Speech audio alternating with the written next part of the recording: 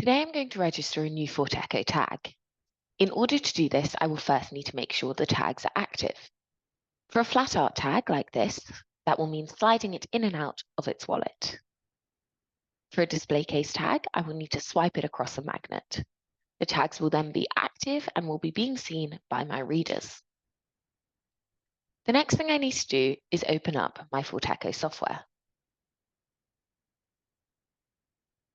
I need to navigate to this register icon in the top left-hand corner.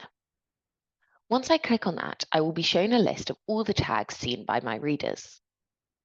I can order this by those that have been most recently seen by clicking on this last seen icon at the top. I then double-click on the tag that I would like to associate with the registered artwork.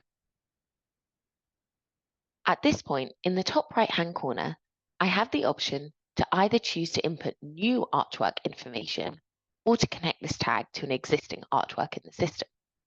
In this case, I'm going to click on Existing. At this point, a drop-down menu will appear to me. Once I click on that, I will be shown a list of all the artwork in the system that is not yet associated with a tag. I want to associate this tag with Pablo Picasso's Bathers. I click on this, and at that point, the required information will be pre-populated with the detail of that artwork.